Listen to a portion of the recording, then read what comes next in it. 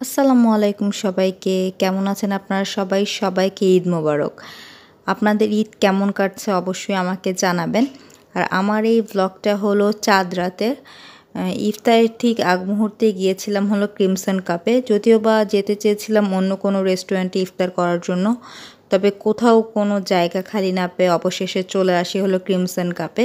এবং এখানে এসে দেখি হলো একটা ফেস্টিভ চলছে মেহেদি লাগানোর।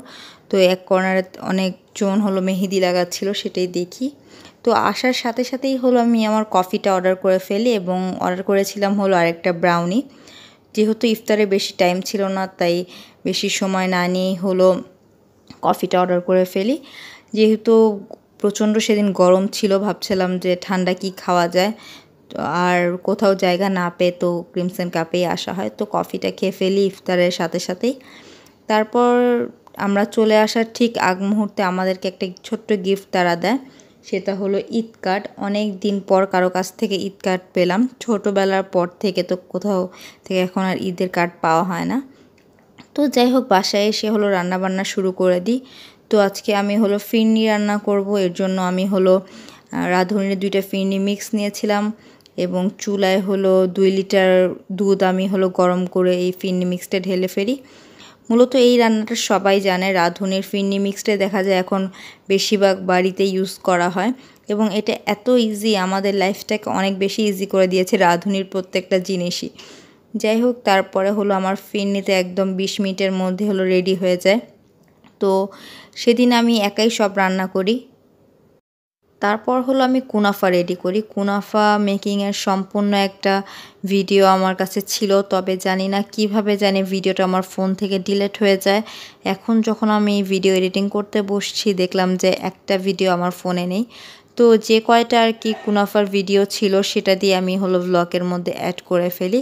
আর কুনাফাটা হলো পুয়াপার রেসিপিতে আমি বানাই। আর এটা হলো ঈদের দিন সকালের ভিডিও। সকালবেলা আমি হলো চিকেন কোরমা বানাবো, এর জন্য হলো আমি কিছু বাদাম আর দুধ নিয়ে ফেলি আর এটাকে ভালো মতো একটা পেস্ট বানিয়ে নিই। আর অন্যদিকে হলো আরেকটা কড়াইয়ের মধ্যে পেঁয়াজ, আদা, রসুন, তারপর পেঁয়াজ বাটা, তারপরে ধনে, লবণ এসব দিয়ে হলো আমি একটা ভালো মতো মশলা বানাই। আর একটা কথা, আমি হলো কোনো রাঁধুনি না, তো আমার রান্নায় অনেক ভুল থাকতে পারে। আমি জাস্ট রাঁধতে ভালোবাসি, দ্যাটস ওয়াই আপনাদের সাথে ভিডিওর মাধ্যমে সেটা মাঝে মাঝে শেয়ার করি। তো যাই হোক, মশলাটা ভালো মতো কষানো হয়ে গেলে আমি এর মধ্যে দিয়ে দিব অনেকগুলা কাঁচামরিচ, কারণ এখানে আমি কোনো ধরনের গুঁড়া হলুদ মরিচ এসব ইউজ করব না, যেহেতু কোরমা মানেই হলো সাদা সাদা থাকে আর সাদা দেখতেই ভালো লাগে কোরমাটা। তো এর মধ্যে এখন আমি হলো চিকেন দিয়ে দিব। আর চিকেনটা হলো আমি আগে থেকে হলো টক দই আর লবণ দিয়ে ম্যারিনেট করে রেখেছিলাম 30 মিনিটের মতো। তারপর দিয়ে দিলাম হলো সেই বাদামের পেস্টটা। আর বাদামের পেস্টটা আমি সাধারণত যে কোনো কোরমাতেই দিই, যেমন ডিমের কোরমা বা চিকেন কোরমা দিলে দেখা যায় যে টেস্টটা অনেক বেশি বেড়ে যায় খাবারের। তো তারপর আমি এর মধ্যে একটু দুধ দিয়ে ফেলি। তো দুধটা যখন হালকা শুকিয়ে আসে, এর মধ্যে আমি দিয়ে দিই হলো ঘি আর দিয়ে দিই হলো আস্ত কিছু কাঁচামরিচ, কারণ কাঁচামরিচের ঘ্রাণটা যখন তরকারি থেকে আসে বেশ ভালোই লাগে, পোলাও দিয়ে বিশেষ করে যখন খাই তখন।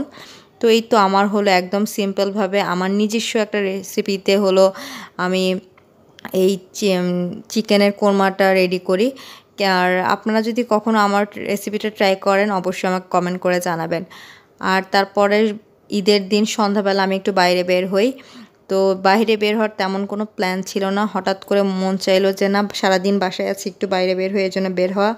আরেকটা কথা, ঈদের সেকেন্ড ড্রেসটা আমি ফার্স্ট দিন পরি, যেহেতু বের হওয়ার ইচ্ছা করছিল না, তো ভাবলাম যে নর্মালভাবেই একদম বের হই। তো ঈদের সেকেন্ড ড্রেসটা পরেই হলো আমি বের হয়ে যাই। আর তেমন কোনো এই দিন ভিডিও করা হয়নি, কারণ যেই রেস্টুরেন্টে যাচ্ছিলাম এত মানুষ ছিল বলার বাহিরে। আর এটা হলো ঈদের সেকেন্ডের ভিডিও। সেকেন্ড ডেতে আমরা গিয়েছিলাম হলো একটু বাহিরে ডিনার করতে, গিয়েছিলাম হলো মেল্টিং পটে। তো এখানে সাধারণত একটু মানুষ কমই ছিল অন্যান্য রেস্টুরেন্টের তুলনায়, তবে ওদের খাবার আমার বেশ ভালো লাগে। ওরা মূলত একটা জাপানিজ রেস্টুরেন্ট, দেখা যায় যে জাপানিজ ফুডই এখানে বেশি থাকে। আর এটা হলো আমার ঈদের মূল ড্রেস। কেমন হয়েছে ড্রেসটা আমাকে জানাবেন এবং আমাকে কেমন লাগছে জানাবেন। আমি আজকে হলো প্রায় 2-2.5 ঘন্টা ধরে সেজেছি, মানে আমার আই মেকআপটা ফার্স্টে একদম খারাপ হয়ে যায়, দেন এটাকে সেট করতে করতে 2-3 ঘন্টা লেগে যায়। তো এই তো, যাই হোক, আজকের ব্লগটা এ পর্যন্তই। ভালো থাকবেন সবাই।